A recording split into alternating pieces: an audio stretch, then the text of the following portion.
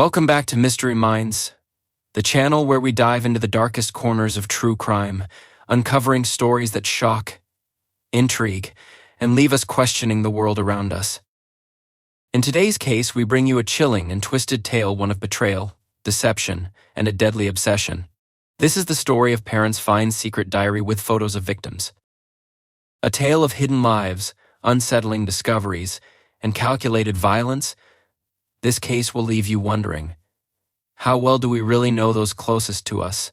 And how could something so sinister be buried right under our noses for years? Stay with us as we unravel the dark and tragic story of parents' find secret diary with photos of victims. Imagine rummaging through your child's bedroom and finding a diary filled with sinister confessions and photographs of people you've never seen before. Now imagine discovering those people are all dead. This was the grim reality for the Smith family, who unearthed a chilling truth that would shatter their lives and send shockwaves through their quiet suburban community. What began as an innocent search for answers soon spiraled into a dark and disturbing case that stunned the world. The Smith family was the picture of suburban perfection. Sarah and Michael Smith had been married for over 2 decades, raising their only son, Daniel, in the idyllic neighborhood of Pinewood Heights. With its tree-lined streets and friendly neighbors, the town seemed like the perfect backdrop for a quiet, uneventful life. Michael worked long hours as an accountant, while Sarah devoted herself to her job as a high school teacher. Daniel, their 18-year-old son, was a reserved but seemingly well-adjusted young man, known for his talent in drawing and painting. While not particularly outgoing, his teachers often praised his creativity and attention to detail. Daniel spent much of his free time in his room, working on sketches and elaborate art projects. His parents had always given him space, respecting his introverted nature and assuming his artistic pursuits were a healthy outlet. But behind his quiet demeanor was a hidden world they could never have imagined, a secret that would not only shatter their family, but also expose something unimaginably dark. It was a crisp October evening when Sarah, tidying up Daniel's room while he was out with friends, noticed something peculiar in the back of his closet. Amid the clutter of clothes and old school projects was an intricately carved wooden box, its lid adorned with unfamiliar symbols. The box seemed out of place, unlike anything else Daniel owned. At first, she assumed it contained sketches or personal keepsakes, perhaps an ongoing art project he hadn't shared yet. As she examined it more closely, she noticed the box was locked. Her curiosity grew, but she hesitated. It felt invasive to go through her son's personal belongings. However, an odd sense of unease crept, and something about the box didn't feel right.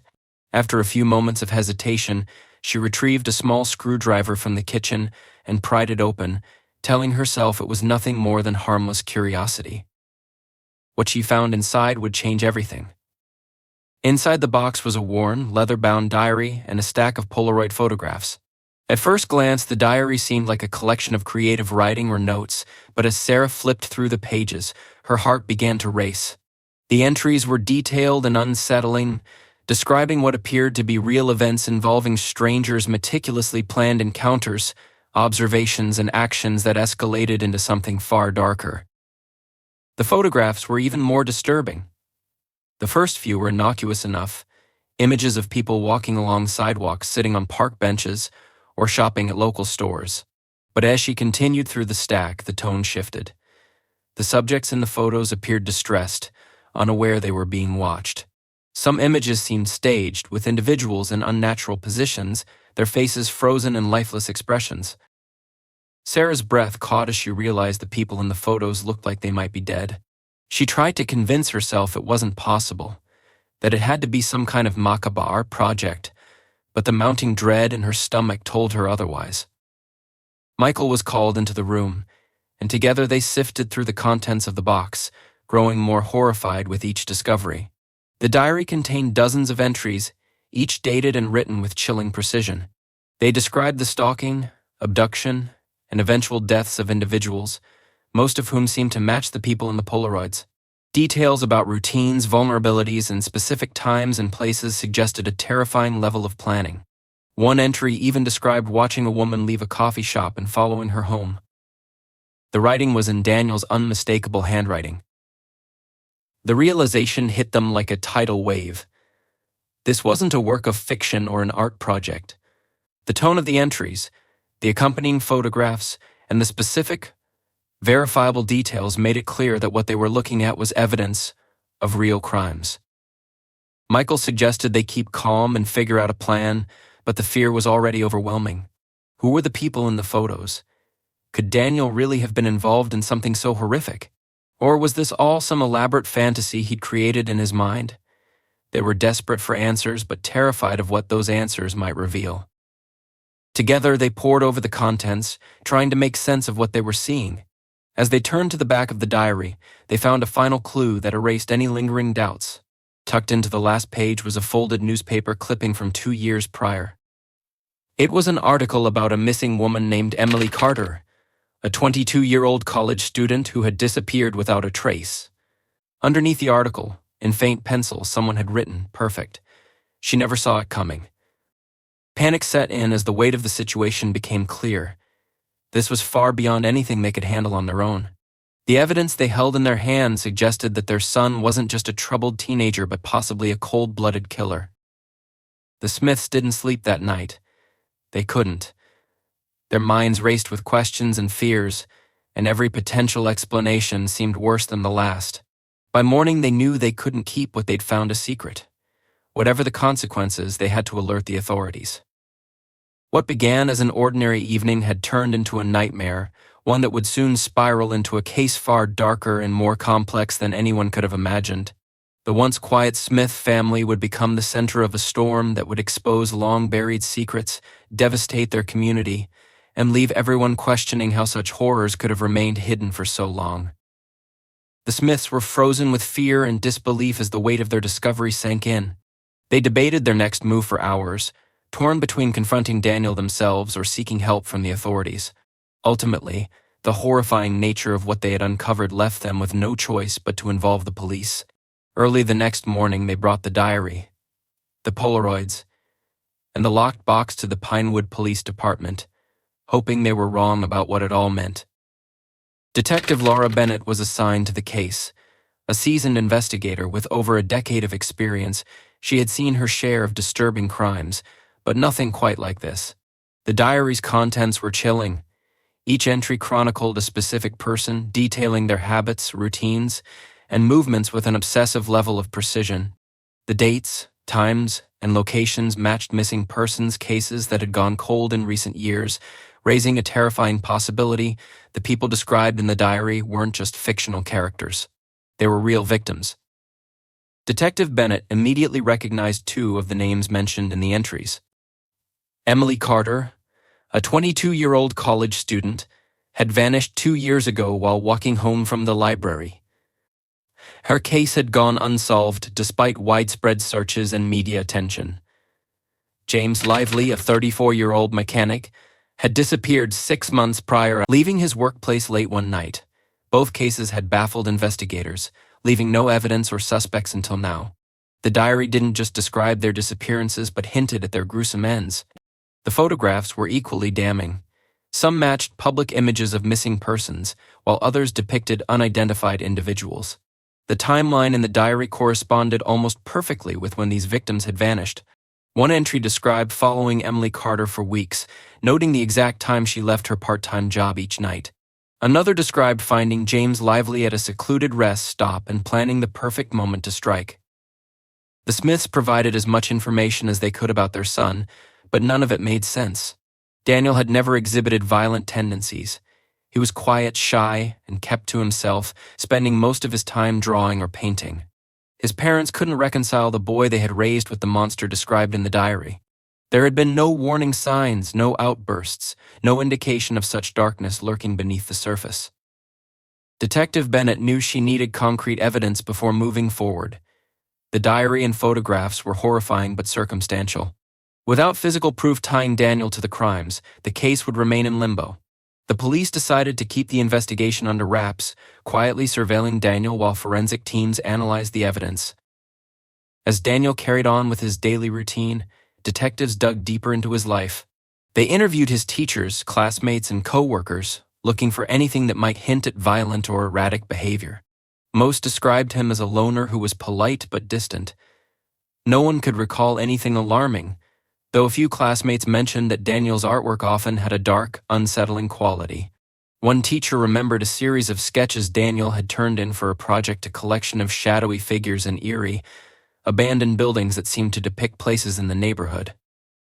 As forensic analysts examined the diary and photographs, a clearer picture began to emerge. The diary entries were meticulous, detailing dates, times, and methods used to evade detection. Daniel had also written chilling reflections about how each victim had been chosen, describing their routines, vulnerabilities, and most disturbingly, their perceived flaws. But there was one glaring inconsistency. Daniel had never been implicated in any suspicious activity, and there was no concrete evidence linking him to the crimes yet. Forensic analysts made a startling discovery. In the stack of Polaroids, one image stood out, a photograph of a park bench with the graffiti EL314 starred on its side. The bench was located in Riverside Park, the same area where Emily Carter had been last seen. Police cordoned off the area and conducted a thorough search. Beneath a patch of disturbed soil near the bench, they found human remains. The body was badly decomposed but showed clear signs of foul play. Forensic tests confirmed it was Emily Carter. The discovery not only corroborated the contents of the diary but also linked Daniel to a murder. The investigation now shifted into overdrive. Despite this breakthrough, investigators remained baffled by how Daniel had managed to carry out these crimes unnoticed. He was just a teenager with no criminal history, no access to a vehicle, and no apparent means to evade detection. Detective Bennett began to suspect he hadn't acted alone.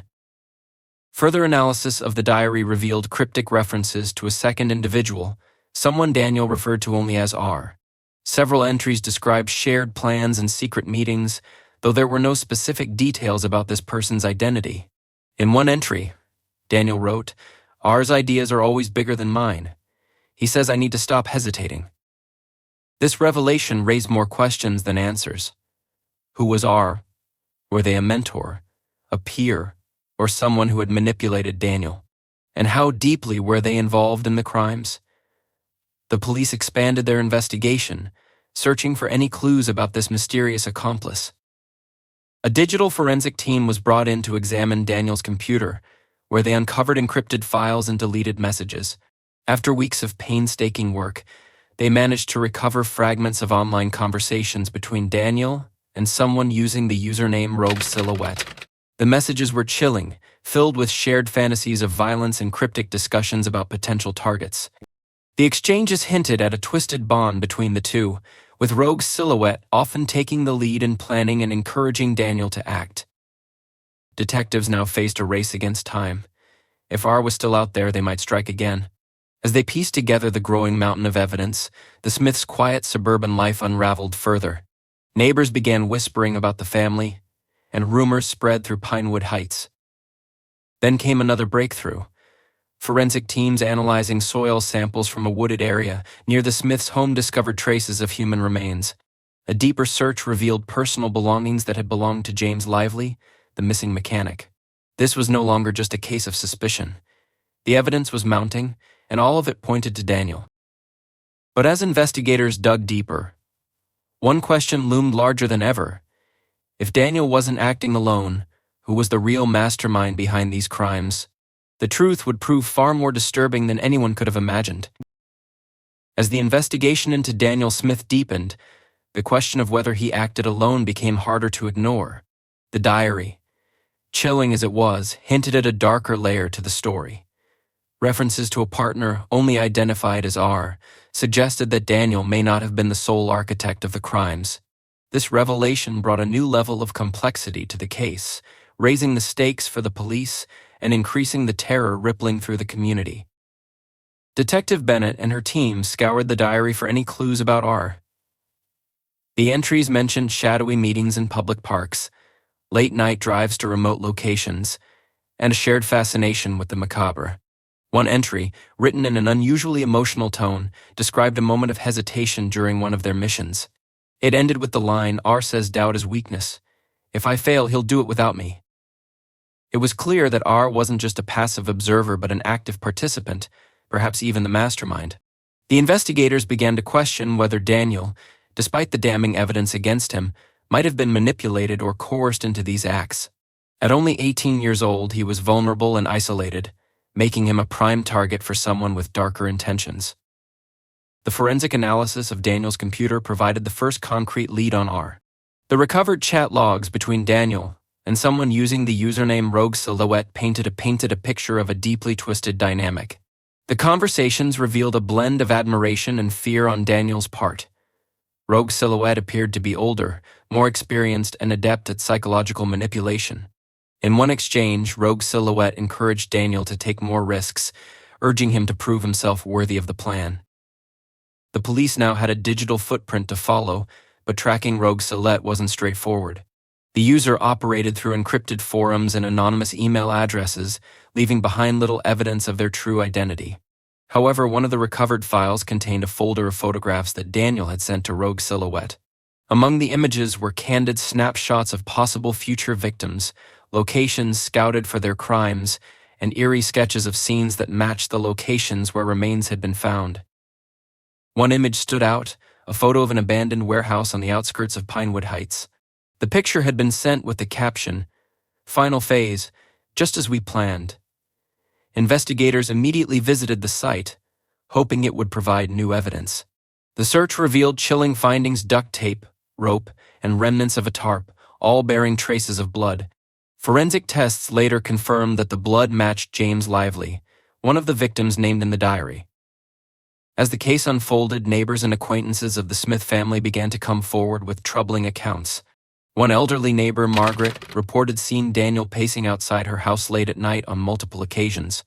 Another neighbor, Greg, mentioned hearing strange noises coming from the woods behind the Smiths' property, describing it as muffled cries and footsteps in the dead of night. These reports added another layer of unease, suggesting that Daniel's activities may have extended far beyond what the police had already uncovered. Still, the investigation into Rogue Silhouette brought no immediate answers. The username remained a phantom, a faceless entity hiding behind layers of anonymity. That was until a routine search through Daniel's art supplies unearthed an envelope containing receipts from an art supply store. One receipt was signed by a Richard Caldwell, a name that initially meant nothing to the investigators, but would soon become central to the case. Richard Caldwell was Daniel's art teacher, a well-liked and charismatic figure in the community. Known for his ability to connect with his students, Richard had often been praised for mentoring troubled teens and fostering their creativity. He had even been featured in a local newspaper for his contributions to the school's arts program. On the surface, he seemed the last person who would be involved in something so horrific. But when investigators began looking deeper into Richard Caldwell's life, cracks in the facade began to emerge. Several former students described him as intense and overly controlling, especially with those he took a special interest in. He frequently held private tutoring sessions at his home, inviting students to work on advanced projects that often extended late into the night. Further digging uncovered a troubling pattern. Over the years, several students who had grown close to Richard had distanced themselves abruptly, cutting ties and refusing to speak about their experiences. It wasn't enough to prove anything outright, but it painted a picture of someone who may have had a darker side hidden beneath his polished exterior. The breakthrough came when detectives uncovered a shared folder on Daniel's computer, accessible only with a password. After several attempts, forensic analysts cracked the code, revealing a treasure trove of emails, photographs, and detailed plans exchanged between Daniel and Richard. The tone of these emails was chillingly calculated, with Richard providing step-by-step instructions and praising Daniel for his commitment to the vision. One email stood out among the rest.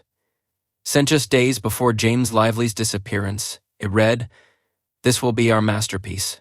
No mistakes this time." Confronted with this mounting evidence, the police began surveillance on Richard Caldwell, hoping to catch him in the act or uncover further evidence. Richard, unaware of the investigation, continued teaching and interacting with students as if nothing were amiss. He even spoke warmly about Daniel to colleagues, describing him as one of his most talented pupils. The investigation reached a fever pitch when detectives uncovered evidence linking Richard to the warehouse where James Lively's remains were found. Surveillance footage from a nearby gas station showed Richard's car parked near the site on the night James disappeared. This placed him directly at the scene, confirming his involvement. Richard Caldwell was no longer just a suspect. He was now believed to be the elusive rogue Celeste, the manipulative force who had orchestrated the crimes and used Daniel as a pawn in his twisted games. But as police prepared to make their move, they couldn't shake the feeling that Richard's involvement was only the tip of the iceberg. The arrest of Richard Caldwell sent shockwaves through the town of Pinewood Heights. The beloved art teacher, who had been a trusted figure in the community for years, was now revealed as the shadowy rogue silhouette who had manipulated Daniel Smith into committing unspeakable acts. The case had already been horrifying, but the revelation that someone so outwardly respected could harbor such a sinister side left the community grappling with disbelief and betrayal. Detectives wasted no time searching Richard's home, uncovering a trove of damning evidence. Hidden in a locked storage closet was a collection of items that cemented his connection to the crimes. There were detailed maps with locations circled, personal belongings of some of the victims, and a collection of photographs eerily similar to those found in Daniel's box. Many of the images featured Richard himself, posing at the same sites mentioned in the diary entries. This evidence confirmed what investigators had feared. Richard wasn't just an accomplice, he was the mastermind. Among the items found was a journal, Richard's own version of Daniel's diary. The entries were colder, devoid of emotion, and meticulously documented every step of the crimes. Unlike Daniel's entries, which occasionally revealed hesitation or doubt, Richard's writing exuded confidence and control. It became clear that he had been pulling the strings all along, using Daniel's youth and insecurities to his advantage. He had groomed the teenager, feeding into his artistic ambitions while slowly introducing him to his dark world. The journal also provided insight into Richard's psyche. It revealed a man obsessed with control, power, and the thrill of creating chaos. He referred to the crimes as art, describing each victim as a piece of a larger masterpiece. In one entry, he wrote about how he had spotted Daniel's potential early on, recognizing his artistic talent and reserved nature as traits that could be molded. He saw Daniel not as a person, but as a tool, a malleable subject for his twisted experiment. The discovery of Richard's journal also raised more disturbing questions. One passage hinted at previous victims who hadn't been connected to the case, suggesting that his crimes may have spanned years. Another entry described the perfect balance of having a partner to share the burden, noting that he had tried and failed to recruit others before Daniel. This chilling revelation left investigators wondering how many lives Richard had affected and whether there were other accomplices they hadn't yet identified. As the evidence mounted, the police interrogated Richard, but he remained eerily calm and uncooperative. He refused to admit to anything, carefully choosing his words and maintaining an air of superiority. His silence only added to the frustration of the investigators, who were desperate to understand the full scope of his crimes. Meanwhile, Daniel's role in the case became increasingly complicated. The most damning evidence came when investigators unearthed a hidden compartment in the Smiths' garage. Inside were items that tied Daniel directly to the crime scenes, a backpack containing rope, duct tape, and a blood-stained knife. While the evidence against him was overwhelming, it was also clear that he had been manipulated by Richard from the very beginning. Psychological evaluations of Daniel painted a picture of a vulnerable young man who had been drawn into a dangerous relationship. Experts described how Richard had likely preyed on Daniel's insecurities and need for validation, using his position as a mentor to gain his trust. Over time, he had blurred the lines between reality and fantasy, convincing Daniel that their actions were part of a greater purpose. Despite this, the law was less forgiving. Daniel was charged with multiple counts of murder and conspiracy, facing the possibility of life in prison. His parents, Sarah and Michael, were devastated, grappling with the dual horrors of their son's involvement in such heinous acts and the realization that he had been manipulated by someone they had trusted.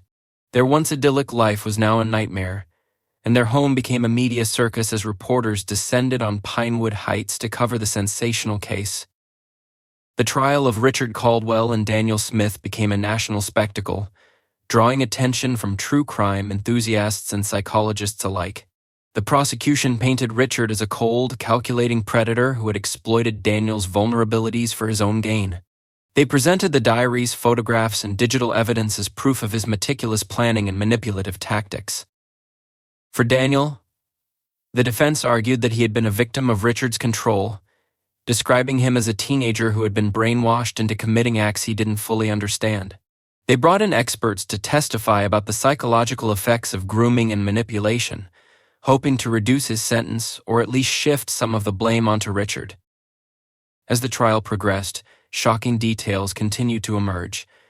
Witnesses testified about Richard's behavior over the years, describing a man who was charming on the surface but often exhibited controlling tendencies. Former students recounted unsettling experiences with him, describing how he would push boundaries and isolate those he took a particular interest in. One former student even revealed that Richard had approached him with similar ideas years earlier, though he had refused to participate. The prosecution also unveiled evidence from Richard's journal that indicated he had planned to dispose of Daniel once their crimes were complete. One entry read, "The puppet must eventually be cut loose. An artist doesn't share the credit." This revelation painted Richard not only as a manipulator, but as someone willing to betray even his closest accomplice to protect himself. In the final days of the trial, the prosecution played a series of recorded phone calls between Richard and Daniel, captured during the police's surveillance. In the recordings, Richard's influence over Daniel was chillingly clear. He spoke in a calm, persuasive tone, reassuring Daniel and framing their actions as necessary and justified. The calls also revealed Richard's growing paranoia in the weeks leading up to his arrest, hinting that he may have suspected the police were closing in. As the trial neared its conclusion, the jury faced an almost impossible task. The evidence against both men was damning, but the complexity of their relationship blurred the lines between victim and perpetrator. The question remained, would Daniel's youth and vulnerability be enough to sway the jury, or would he face the same fate as the man who had manipulated him?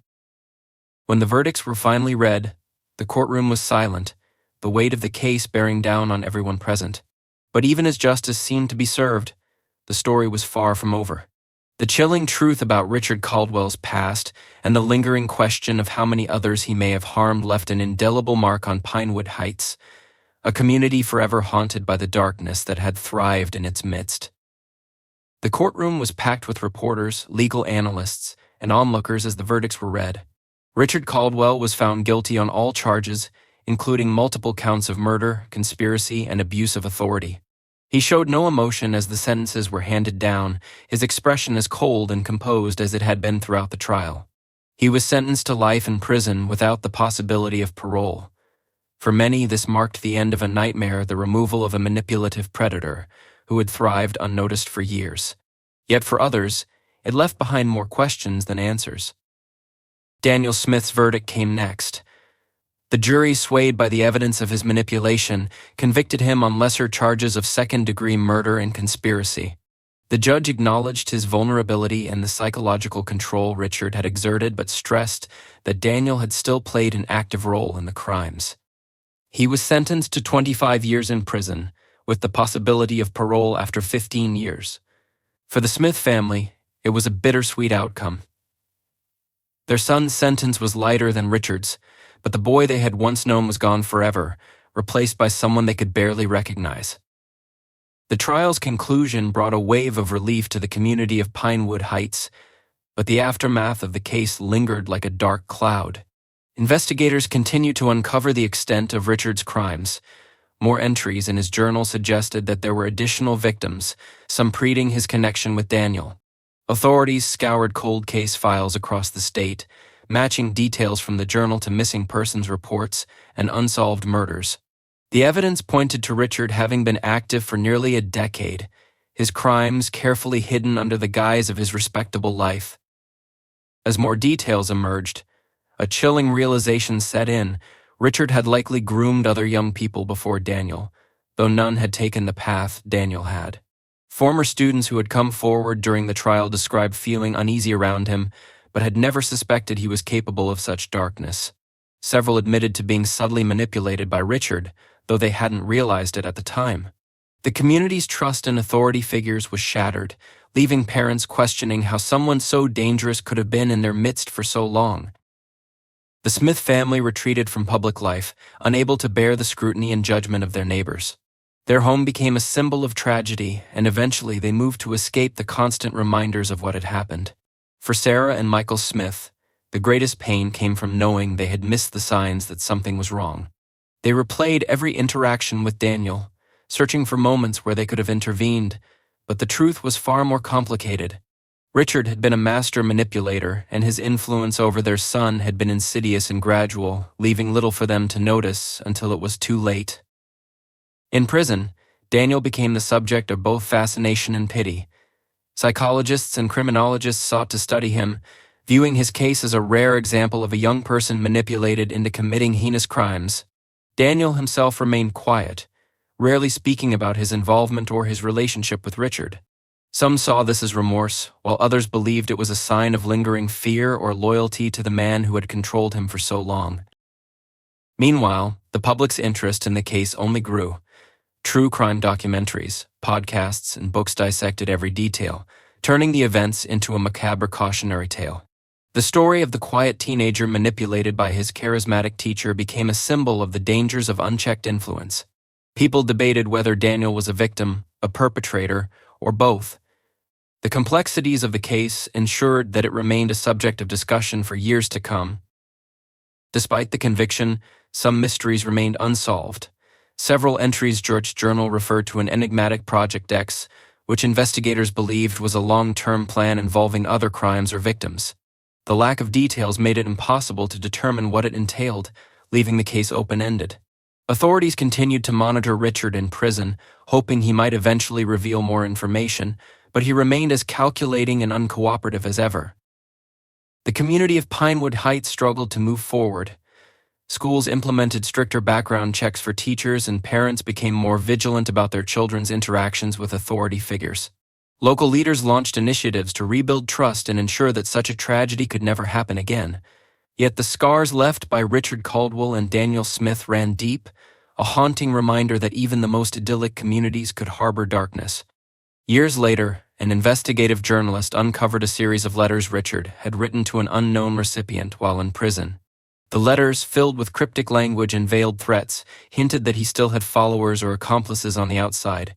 Authorities intercepted the correspondence and launched a new investigation, but no concrete evidence emerged.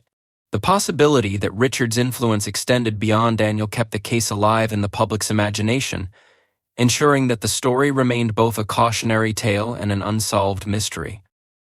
For those closest to the tragedy, the wounds never fully healed. Sarah and Michael Smith occasionally visited Daniel in prison, though their relationship was strained and awkward. They struggled to reconcile the son they had raised with the person he had become. Daniel, for his part, seemed resigned to his fate, rarely engaging with his parents or expressing regret for his actions. His future was uncertain, shaped by the choices he had made in the shadow of Richard's control. The story of Richard Caldwell and Daniel Smith became a dark chapter in the history of Pinewood Heights, a grim reminder of the dangers of hidden evil and unchecked manipulation. For those who had lived through it, the events served as a warning about the fragility of trust and the importance of vigilance. And for the rest of the world, it remained a chilling tale of power, control, and the devastating consequences of falling under the spell of a monster. Thank you for joining us on this harrowing journey into one of the most unsettling true crime cases we've ever covered.